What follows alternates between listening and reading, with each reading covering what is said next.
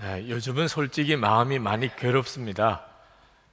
세월호 사고 후에 1년이 되면서 우리나라 각계 지도층 또 우리 국민들이 가지고 있는 생각의 수준으로 인한 마음의 괴로움도 크고, 더 마음이 괴로운 것은 이와 같은 때에 우리 그리스도 안에 있는 모든 성도들이 그와 별 다를 바가 없다는 사실 때문에 마음이 괴롭습니다. 많은 목사님들, 또 많은 장로님들 무너져 내리는 것을 봅니다. 복음이, 십자가의 복음이 이 정도밖에 되지 않는가 하는 심각한 고민을 하게 됩니다. 예수님께서 십자가에 죽으신 것은 우리가 이런 모습으로 살게 하려는 것일까? 그런 고민도 합니다. 그러면서 어떻게 하면 예수님을 바로 믿을 수 있을까? 세상에 대하여 이야기하기 전에 우리가 먼저 어떻게 예수님 안에서 우리가 바로 살 수 있을까? 이름이 알려진 유명한 사람들이 무너지는 것은 우리가 봅니다. 그러나 사실 이름 알려지지 않은 평범한 많은 사람들, 그 속에 있는 그리스도인들이 동일하게 수없이 실족하는 것을 보면서 어떻게 예수 믿어야 바로 믿는 거고, 어떻게 예수 믿는 것이 잘 믿는 것인가에 대한 고민을 하게 됩니다. 오늘 하나님께서 그 말씀으로 우리를 바로 세우시기를 원합니다. 우리가 가지고 있는 큰 문제 중에 하나가 십자가 복음에 대하여 정확하게 알고 있지 못하다는 것입니다. 우리가 예수님을 믿어도 우리의 삶의 변화가 없는 것은 우리가 예수님의 십자가의 복음이 무엇인지 정확하게 알고 있지 않다는 데 있습니다. 많은 사람들이, 우리 그리스도인들이 십자가의 복음을 이해하기를 속죄의 복음으로만 이해합니다. 예수를 믿으면 우리의 모든 죄가 사함을 받는다. 정말 놀라운 복음입니다. 여러분, 우리의 모든 죄가 사함을 받습니다. 구체적으로 표현하면 우리의 과거의 죄도, 우리가 지었던 모든 과거의 죄도 다 사함을 받습니다. 지금 현재 우리가 지은 죄, 지금 현재의 죄도 사함을 받습니다. 심지어 아십니까? 이제 앞으로 내가 지을 죄, 그 죄도 다 사함을 받습니다. 예수님께서 십자가에 죽으실 때는 우리는 이 세상에 나지도 않았을 때입니다.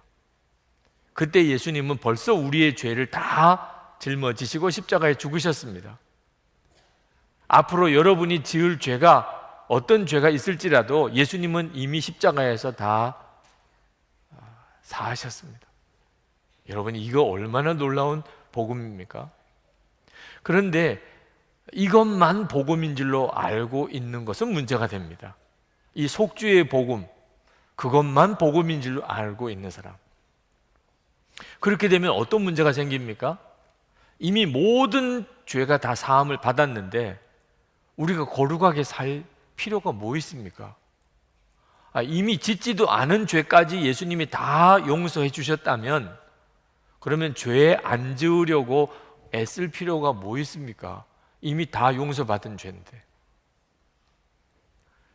그래서 정말 말도 안 되는 질문이 나옵니다. 사도 바울이 오늘 로마서 6장 1절에서 이런 질문을 합니다. 그러면 우리가 무엇이라고 말을 해야 하겠습니까? 은혜를 더하게 하려고 여전히 죄 가운데 머물러 있어야 하겠습니까? 예수를 믿고 받은 은혜가 속죄의 은혜라면 그러면 죄를 많이 지을수록 은혜가 많은 거죠. 여전히 죄 속에 있으면 은혜는 여전히 풍성한 거죠. 굳이 죄 안 지어야 되겠다는 무슨 동기가 없잖아요. 이런 질문은 로마서 5장 20절 말씀을 왜곡하고 있기 때문입니다. 로마서 5장 20절에 죄가 많은 곳에 은혜가 더욱 넘치게 되었습니다 라고 말씀합니다. 이 말씀을 잘못 왜곡하면 죄를 많이 지은 사람일수록 은혜를 많이 받는다는 겁니다. 별로 죄 짓고 살지 않았던 사람이 십자가에서 받은 은혜하고 끔찍하고 너무너무 더럽고 너무너무 추악한 죄를 지었던 사람이 은혜 받은 거하고 어떤 게 더 큽니까? 죄를 많이 지은 사람이 은혜를 많이 받은 거죠. 이런 식으로 이 말씀을 이해하고 있는 거죠. 이건 정말 말씀을 왜곡하는 겁니다. 여기서 죄가 많은 곳에 은혜가 많다는 이야기는 죄를 깨닫는 것을 말합니다. 여러분, 우리는 다 지옥에 갈 수밖에 없는 죄인이라는 것에서 똑같습니다. 누가 죄를 더 많이 짓고 덜 짓고가 차이가 없습니다. 우리는 지옥에 갈 수밖에 없는 죄인이라는 데 있어서는 똑같은데, 지옥에 갈 수밖에 없는 죄인임을 깨달은 자냐, 아니면 여전히 자기가 지옥에 갈 수밖에 없는 죄인인 걸 모르는 자냐 하는 차이만 있을 뿐입니다. 우리가 우리 자신이 어떤 죄인인가를 깨닫게 되면 충격을 받게 됩니다. 내가 그런 죄인이었어. 그러나 자기 자신이 어떤 죄인인가를 깨달은 것이 충격이지만 하나님의 은혜는 더 크다는 것을 깨닫게 되는 겁니다. 이미 예수님께서 십자가에서 우리의 모든 죄를 다 사하신 것을 깨닫게 될 때 죄가 많은 곳에 은혜도 넘친다는 말씀이 적용되는 거죠. 절대로 죄를 더 지으라, 여전히 죄 짓고 살으라고 하는 말이 아닙니다. 여러분, 우리가 예수님을 바로 믿으면, 정말 십자가 복음이 뭔지 제대로 깨달으면 죄 짓고 살 수가 없습니다. 그래서 사도 바울이 놀라운 말씀을 하는 겁니다. 2절 말씀에 보면 우리는 죄에는 죽은 사람인데 어떻게 죄 가운데서 그대로 살 수 있겠습니까? 우리는 죄에는 죽은 사람이라는 겁니다. 여기서 우리는 죽은 사람이라는 표현이 나옵니다. 우리는 그저 죄의 사함을 받은 사람만 아닙니다. 우리는 죄에서 죽은 사람입니다. 여러분, 죄에서 구원받는 길은 죽는 것밖에 길이 없습니다. 우리가 죄를 이길 수 있는 길은 노력해서는 불가능합니다. 여러분들도 죄 안 지으려고 노력해 보셨겠지만 성공하신 분이 있습니까? 노력해서 죄 안 지은 사람 있습니까? 그래서 하나님께서 우리를 죄에 대해서 죽게 하신 것입니다. 죄에서 죽는 경우에만 우리는 죄에서 벗어날 수 있는 겁니다. 여러분, 우리는 예수님이 십자가에서 우리를 대신해서 죽으셨다는 것을 믿습니다. 그러나 또 알아야 하는 것이 있습니다. 예수님이 우리를 대신해서 십자가에 죽으신 것뿐만 아니고 우리와 함께, 우리와 연합해서, 우리와 한 몸이 되어서 십자가에서 죽으셨다는 것도 분명히 믿어야 됩니다. 안타깝게도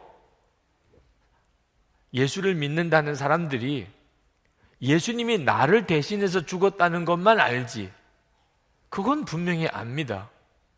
나와 함께 예수님이 십자가에 죽었다는 사실을 아는 성도는 많지 않습니다. 성경에 나와 있는데도 말입니다. 그 차이는 우리의 삶의 차이를 가져오게 되는 겁니다. 여러분, 예수님은 십자가에 죽으셨습니다. 그러나 우리도 십자가에서 예수님과 함께 죽었습니다. 어떻게 그렇게 됐습니까? 세례를 통하여 그렇게 된다는 겁니다. 우리가 세례를 받을 때 예수님이 죽으신 그 죽음이 나의 죽음이 된다는 겁니다. 3절 말씀을 보십시다. 세례를 받아 그리스도 예수와 하나가 된 우리는 모두 세례를 받을 때 그와 함께 죽었다는 것을 여러분은 알지 못합니까? 세례가 뭡니까? 세례는 예수님과 우리가 연합하여 한 몸이 되는 성례입니다. 여러분이 그 사실을 알고 세례를 받았던, 제대로 몰랐던지 간에 이 시간에 분명히 하셔야 됩니다. 세례를 받은 사람은 예수님과 연합하여 한 몸이 되신 겁니다. 그래서 예수님이 십자가에 죽으실 때 나도 죽은 것이지요. 그 말씀을 하고 있는 겁니다. 세례를 받은 것은 예수님과 연합하여 예수님과 함께 죽은 사람이 된 겁니다. 6절 말씀에 우리의 옛사람이 그리스도와 함께 십자가에 달려 죽은 것은 이라고 그렇게 말씀했습니다. 우리 옛사람이 그리스도와 함께 십자가에 달려 죽었다는 거죠. 그래서 예수님만 십자가에 죽으신 것이 아니고 십자가는 나도 죽은 십자가입니다. 우리는 단순히 죄사함만 받은 게 아닙니다. 우리는 예수님 안에서 우리도 십자가에서 죽은 겁니다. 그래서 사도 바울이 갈라디아서 2장 20절에서 그렇게 고백을 하는 겁니다. 내가 그리스도와 함께 십자가에 못 박혔나니 이제는 내가 사는 것이 아니요 내 안에 그리스도께서 사시는 것이라. 모든 성도들의 고백입니다. 우리가 예수님과 함께 십자가에 못 박혔습니다. 세례를 통하여 그 일이 우리 가운데 온전히 이루어졌습니다. 그런데 많은 그리스도인들이 자기가 죽었다는 것이 잘 믿어지지 않는다고 말합니다. 나는 안 죽은 것 같아요. 그렇게 말하는 성도들이 많습니다. 자신이 죽은 것 같기도 하고 아닌 것 같기도 하고 도무지 헷갈립니다. 그것은 죽는다는 것을 이렇게 이해하고 있기 때문입니다. 내가 죽었다면 나는 성질도 다 없어지고 혈기도 다 없어지고 분노도 없어지고 음란한 마음도 없어지고 욕심도 없어지고 이기적인 마음도 없어지고 예수님만 사랑하고 살게 될 거야, 죽었다면. 그런데 자기가 그렇지가 않으니까, 그러니까 내가 죽은 건가? 안 죽은 건가? 어떤 때는 죽은 것 같다가 다시 살아난 것 같다가 또 죽은 것 같다가 또 살아난 것 같다. 정신이 하나도 없는 겁니다.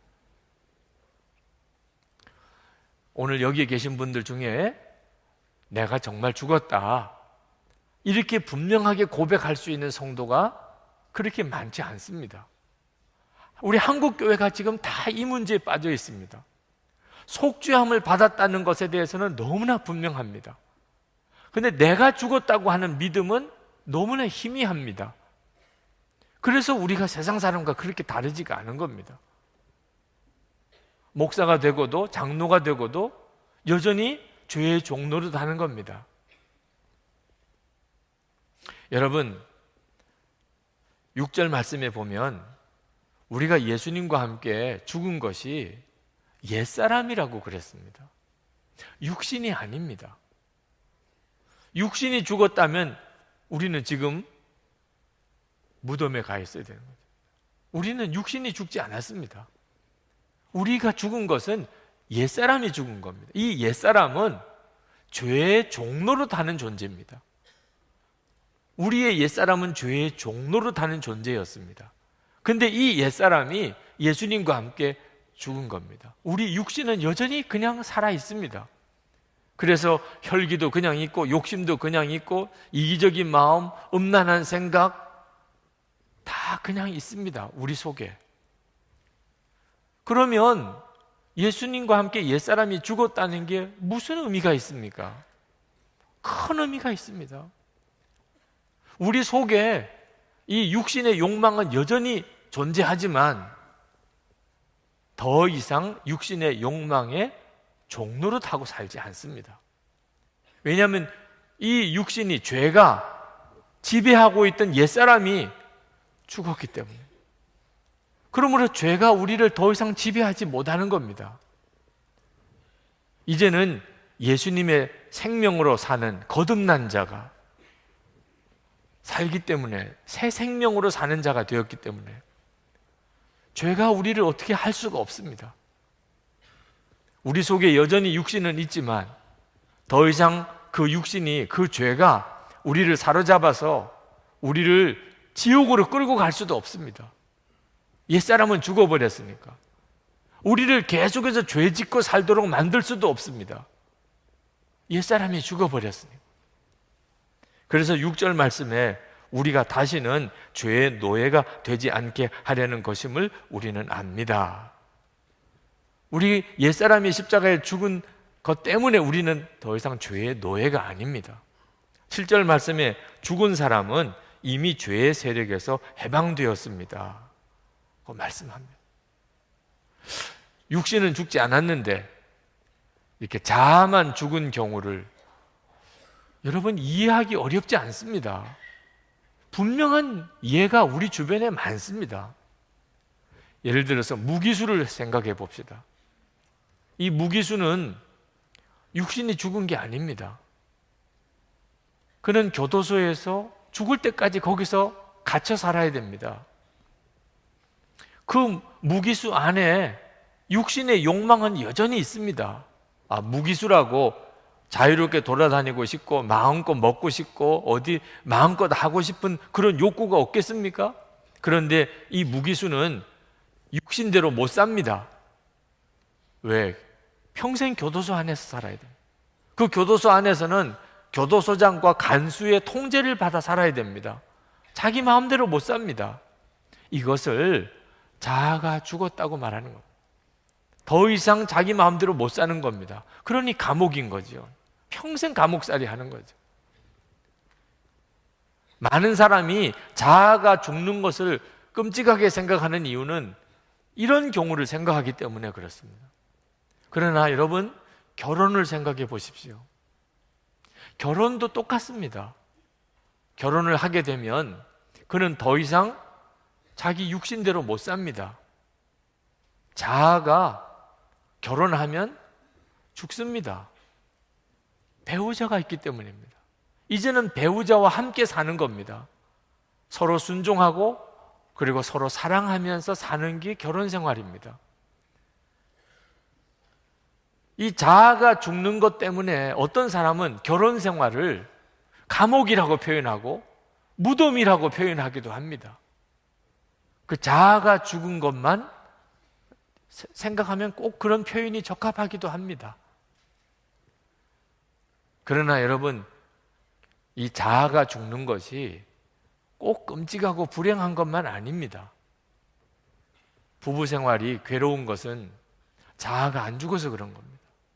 결혼은 했는데도 자아가 안 죽은 부부 생활은 고통스럽습니다. 자아가 죽은 부부 생활은 행복합니다. 하나님이 주신 축복의 자리입니다. 여러분, 성경이 우리가 예수님을 믿는 것을 예수 그리스도와 혼인하는 것이라고 그렇게 비유했습니다. 여러분이 예수를 믿는다는 말은 예수님이 이제 여러분의 신랑이 되셨다는 것입니다. 예수님이 여러분의 신랑이 되셨다는 말이 무슨 뜻이냐? 여러분의 자아가 죽은 겁니다. 여러분에게는 신랑이 있습니다. 여러분은 이제 예수님 안에서 삽니다. 예수님이 여러분의 왕이십니다. 예수님이 여러분을 다스리시고 예수님이 여러분을 인도하십니다. 육신의 욕구는 여전히 있지만 육신대로 살지 않습니다. 이제는 예수님께서 여러분의 주인이신 거죠. 이런 경우를 자아가 죽었다고 말하는 것입니다. 어떤 분이 직장 생활을 하면서 직장 복음화에 대한 사명을 품었습니다. 그런데 어느 날 회식을 하는데 상무님이 술잔을 건넸습니다. 저는 예수를 믿는 사람입니다. 그래서 저는 술을 마시지 않기로 하나님께 약속을 드렸습니다. 제가 술을 마실 수 없습니다 하고 거절을 했더니 분위기가 아주 싸늘해졌습니다. 그때 옆에 앉아있던 어느 중간 간부 되는 사람이 이분의 뺨을 때렸습니다. 상무님이 주는 술잔을 거절하다니. 그 모욕을 견딜 수가 없었어요. 그래서 그는 직장을 사표를 쓰기로 마음에 작정하고 다음 날 기도원에 올라갔습니다. 출근하지 않고. 기도원에 올라와서 마음을 새기기가 어려워서 힘들어하는 중에 주님의 음성을 들었습니다. 나는 십자가에서 죽기까지 했는데 너는 직장 복음화를 위해서 그 뺨 한 번 맞는 것을 너가 견딜 수 없느냐. 그 말씀에 그가 꼬꾸라졌습니다. 그리고 기도원을 내려와서 그리고 그 다음날 출근을 했습니다. 여러분, 자아가 죽는다는 것, 이제는 더 이상 육신이 끄는 대로 살지 않는다는 겁니다. 전에는 육신의 종노릇만 하고 살았습니다. 그냥 내 혈기대로, 내 감정대로, 내 생각대로, 내 계획대로, 내 야망대로 그렇게 살았습니다. 근데 이제는 그것은 예수님과 함께 죽었습니다. 그 옛사람이 죽었습니다. 이제 나는 더 이상 육신의 욕구대로, 육신이 하자는 대로 살지 않습니다. 주님이 하자는 대로 사는 겁니다. 이런 사람이 자아가 죽은 겁니다.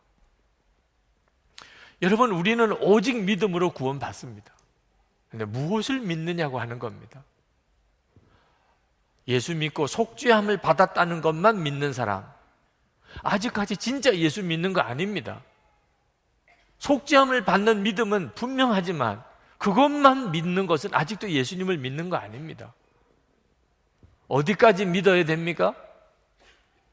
내가 예수님과 함께 십자가에서 나도 죽었다, 여기까지 믿어져야 그 사람이 예수님을 진짜 믿는 겁니다. 여러분은 그렇습니까? 예수님과 함께 나도 죽었다, 나도 죽은 십자가라, 그렇게 여러분이 고백할 수 있습니까? 이렇게 믿어질 때 세례를 받는 겁니다. 4절 말씀에 보시면, 그러므로 우리는 세례를 통하여 그의 죽으심과 연합함으로써 그와 함께 묻혔던 것입니다. 여러분, 세례식은 장례식입니다. 장례식입니다. 세례를 받았다는 말은 장례식을 치르고 산다는 뜻입니다. 그러나 이 장례식은 슬픈 장례식이 아닙니다. 기쁨 장례식입니다. 죄의 종로를 하는 옛사람이 죽은 장례식입니다. 옛사람이 죽은 장례식을 치르고 사는 겁니다. 그래서 나는 죽었다고 그렇게 고백하는 겁니다. 이런 고백이, 이런 믿음과 이런 고백이 될 때 이 사람을 예수 믿는 사람이라고 말하는 겁니다. 근데 많은 그리스도인들에게 이 믿음과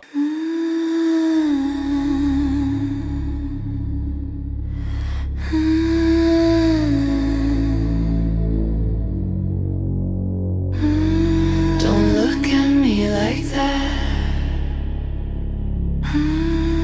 We already crossed it. Neon dust inside my lungs.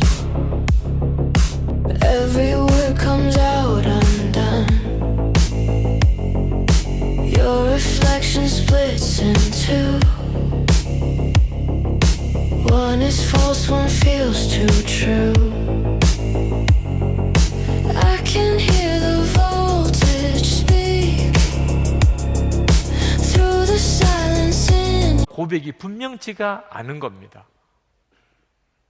옛사람이 죽었다는 사실은 믿지 못한 채 죄의 용서만 받으려고 합니다. 그러니 하나님 앞에 나올 때마다 용서해 달라고 회개는 하는 것 같은데 자기가 죽었다는 것을 믿지를 못하니까 죄는 또 짓습니다. 그리고 또 와서 또 회개합니다. 그리고 가서 또 죄를 짓습니다. 이렇게 계속 반복하다가 보면 나중에 회개가 다 형식이 되어버리고 맙니다. 건성회개가 됩니다. 회개를 하는 것 같으면서도 실제로 마음은 여전히 죄 지을 생각으로 삽니다. 영적으로는 더 완고해지는 거죠. 예수를 믿은 지 오래되고 직분은 중직을 맡았는데도 그는 여전히 죄의 종노릇 하는 겁니다. 왜? 자기가 죽었다고 하는 믿음이 분명치가 않으니까 그렇습니다. 사람들이 자기가 죽었다는 사실을 그리스도인들이 믿지 못하는 이유는 죽었다고 느껴지지 않아서 그렇다는 겁니다. 여러분, 자기가 죽었다는 것을 느낌으로 믿으려고 하면 큰일입니다. 1945년 8월 15일 우리나라가 광복을 얻었습니다. 일본은 망하고 우리는 독립을 했습니다. 그러나 8월 15일 당일은 오히려 조용했습니다. 쥐죽은 듯이 조용했습니다. 이 엄청난 소식이 전해졌는데도 그날은 조용했습니다. 누구도 거리에 나와서 대한독립 만세를 외치지 않았습니다. 그날은 다들 이게 무슨 일이야? 소식은 들었는데도 느낌이 안 오는 거예요. 실감이 안 나는 거예요. 진짜 우리나라 독립한 거 맞아? 일본이 망한 거 맞아? 지금 총리의 할아버지 되시는 분이라고 전에 들었습니다만 아베 총독이 마지막 총독입니다. 그가 9월 9일에 미국 사령관이었던 하지 중장에게 항복 문서를 그리고 이 조선의 모든 통치권을 다 넘겨줄 때 그때 9월 9일입니다. 그때까지 아베 총독은 여전히 총독이었습니다. 일본은 망했는데도. 그러니까 사람들이 한동안은 일본이 망한 것 같기도 하고 아닌 것 같기도 하고 우리나라가 독립을 한 것 같기도 하고 아닌 것 같기도 하는 혼란 상태에 있었다는 거예요. 왜? 느낌으로 알려고 하니까. 느껴지지 않는다는 것이 얼마나 우리를 진리 앞에 서지 못하게 만드는 것인지 알아야 합니다. 우리에게 중요한 것은 사실인 거예요, 사실. 여러분의 옛사람이 죽은 것은 느낌으로 아는 게 아닙니다. 그건 하나님이 다 이루어 놓으신 거예요. 그 사실을 여러분의 성경책에도 기록되어 있잖아요. 분명히 기록되어 있잖아요. 그러니까 믿는 거죠. 믿고 난 다음에 그 다음에 체험이 오는 겁니다. 이제 막 결혼한 부부라는 느낌이 있겠습니까?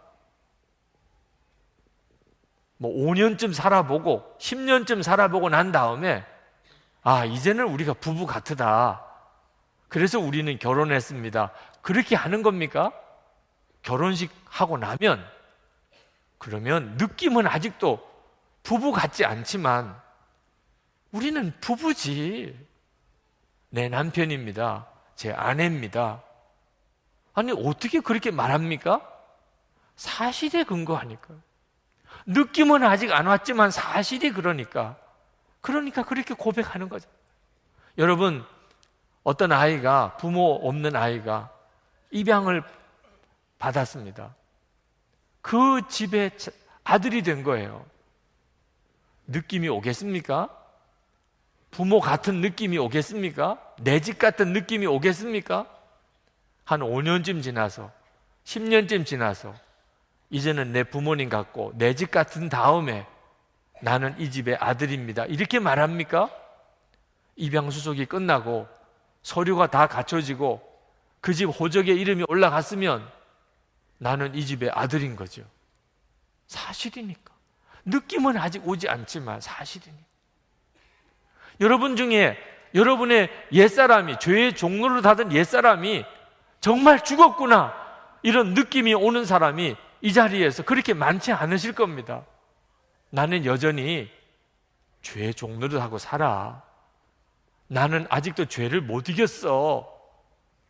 내 옛사람은 아직도 죽지 않은 것 같아.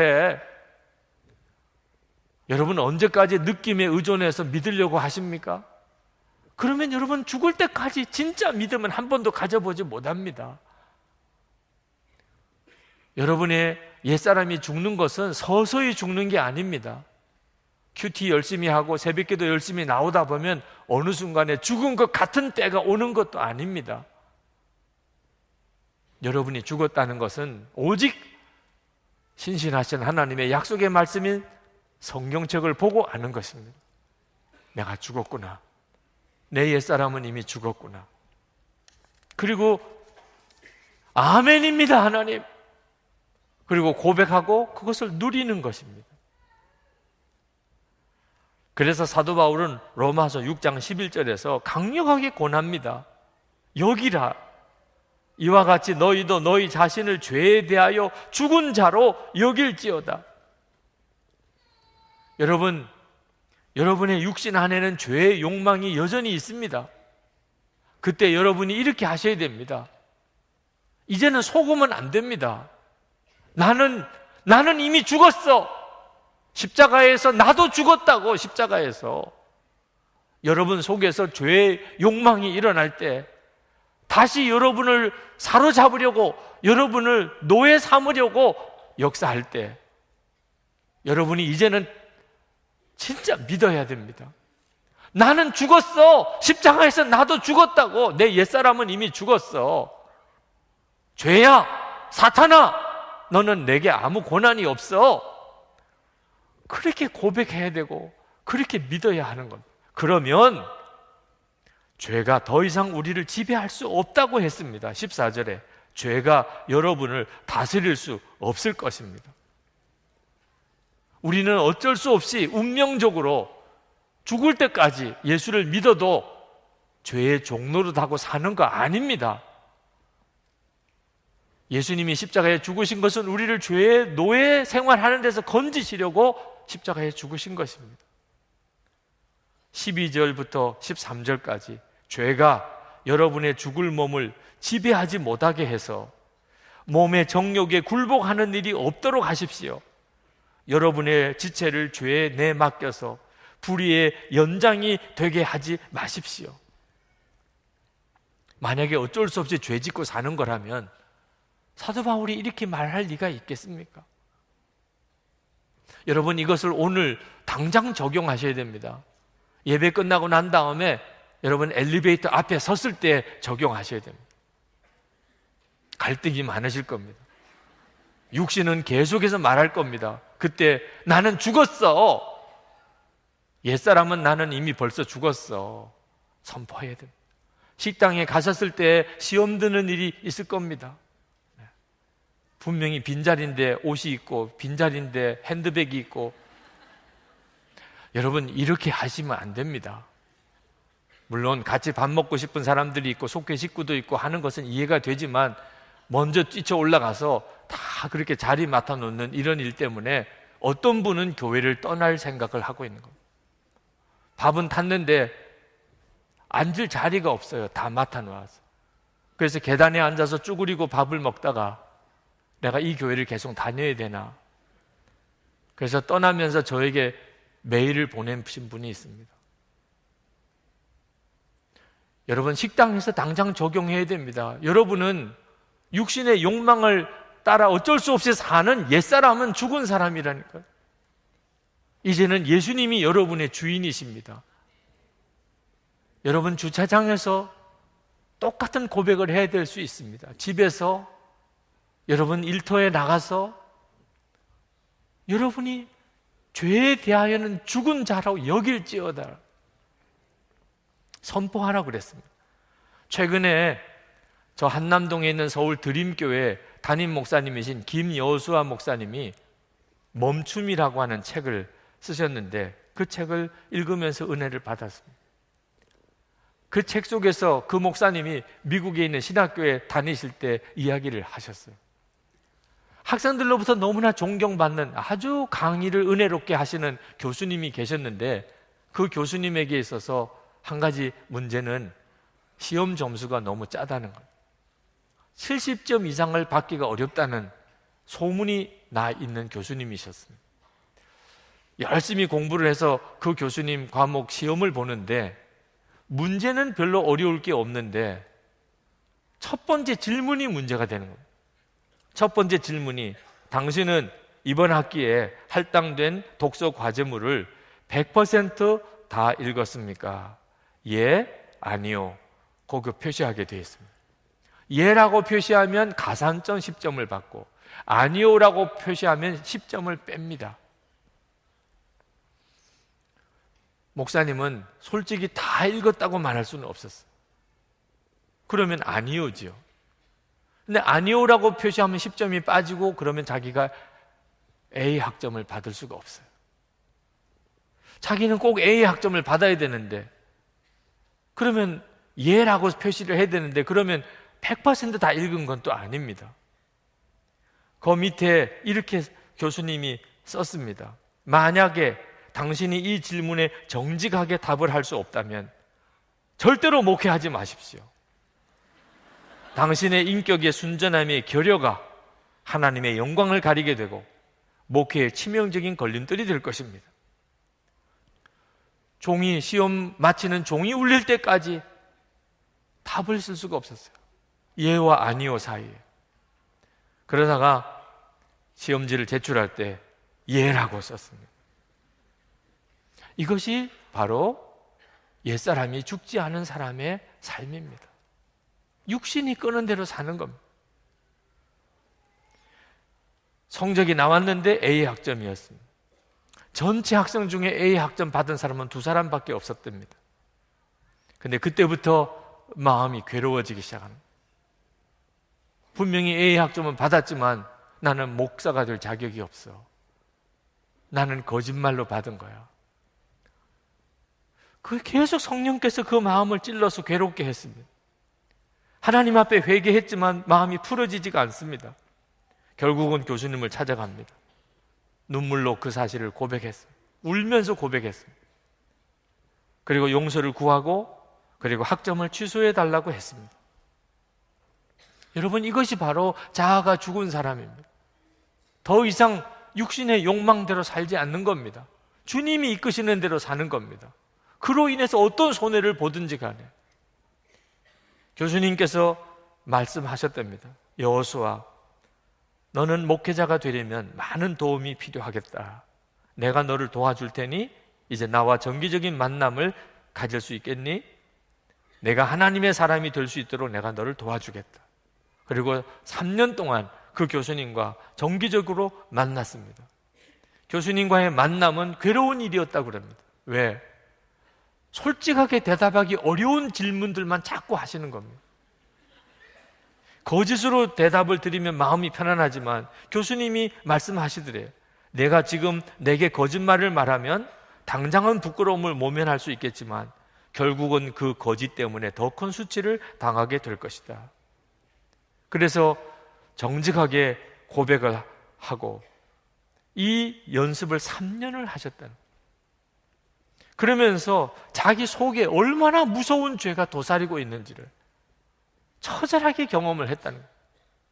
자기 속에 얼마나 죄의 심각성, 죄의 파괴성, 이 자기 속에 심각한지를 치를 떨 정도로 경험했다는 겁니다. 3년 동안 그 교수님과 만나면서.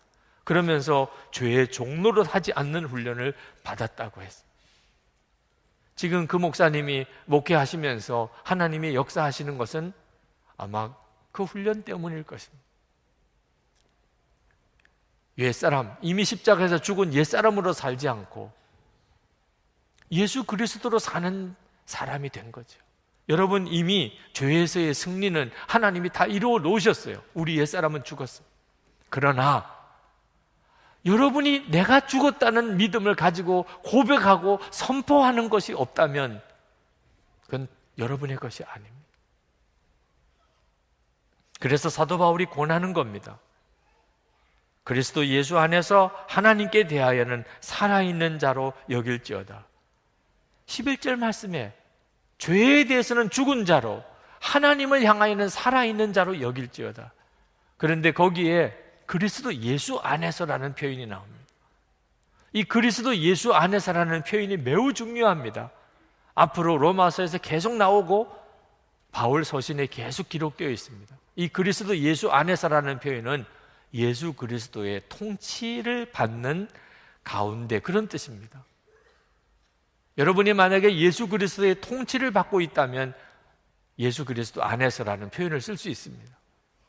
그러나 여러분이 예수님의 통치를 받고 있지 않다면 여러분은 예수님 안에 있는 게 아닙니다.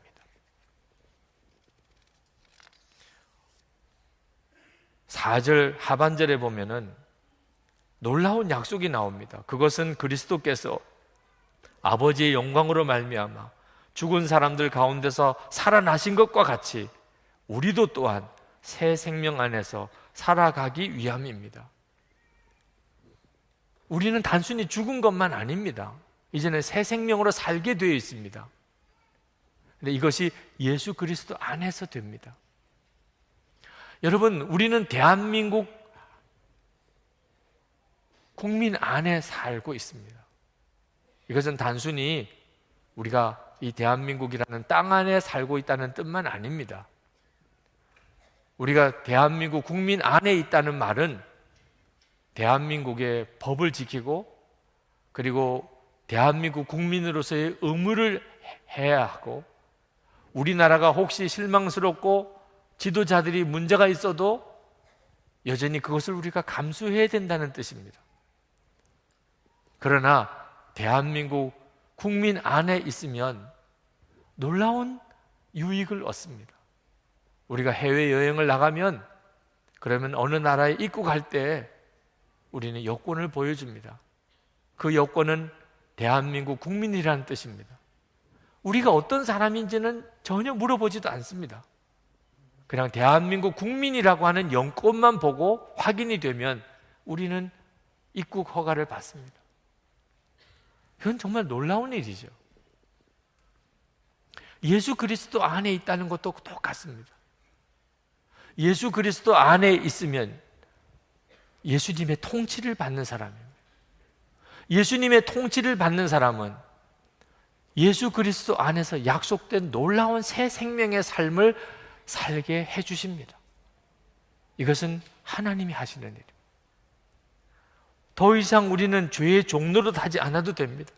여러분, 언제까지 죄의 종노릇 하면서 사시겠습니까? 1948년에 네덜란드 암스테르담에서 세계 교회 협의회 총회가 열렸습니다.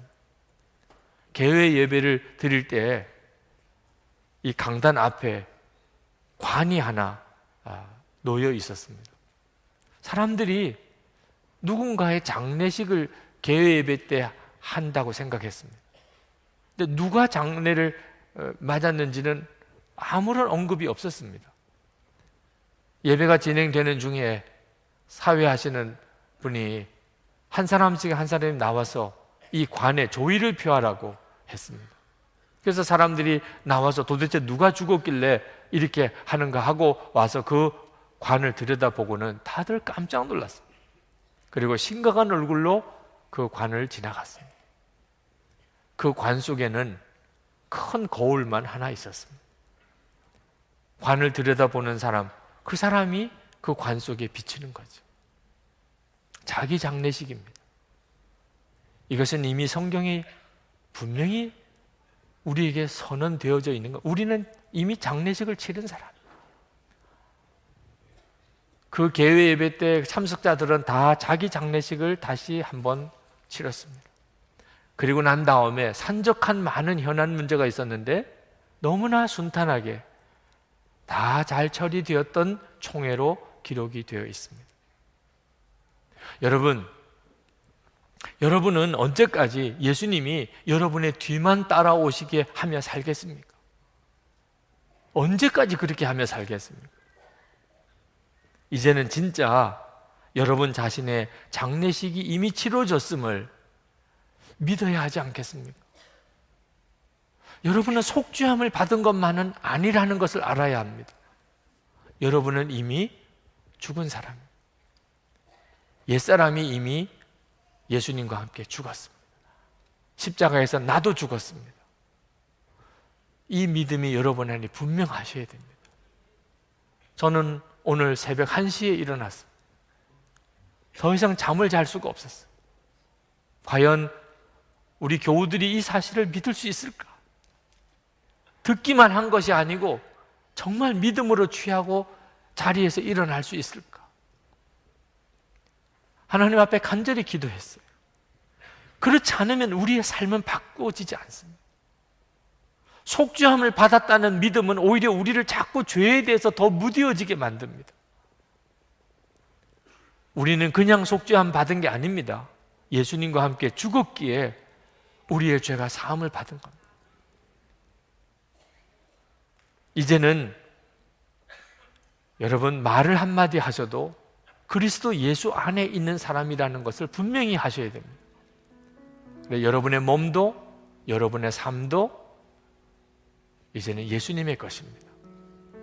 그때부터 여러분 한 사람만 이렇게 바르게 살아도 가정이 변합니다. 다른 가족들 변화라고 할 것도 없습니다. 여러분이 여러분의 옛사람이 죽었고 예수 그리스도 안에 사는 것만 분명히 하시면 가정은 반드시 변합니다. 교회도 변합니다. 그렇게 일터도 변하는 거고 세상도 변하는 겁니다. 요한복음 12장 24절에 내가 진실로 진실로 너에게 이르노니 한 알의 밀이 땅에 떨어져 죽지 아니하면 한 알 그대로 있고 죽으면 많은 열매를 맺느니라. 이것이 여러분의 삶에 그대로 이루어지기를 축복합니다. 기도합시다. 이 시간에 여러분 기도하실 때 제가 속죄함을 받은 믿음만 아니고 나도 십자가에서 죽었다는 믿음을 분명히 하고 살게 해 주옵소서. 이제는 이 믿음으로 살게 하소서. 그래서 내 심령이 변화되고 내 삶이 바꿔지고 가정과 일터가 바꿔지고 그래서 하나님의 영광을 위해 살게 해 주옵소서 라고 우리 다 같이 기도합시다. 은혜와 사랑이 충만하신 하나님,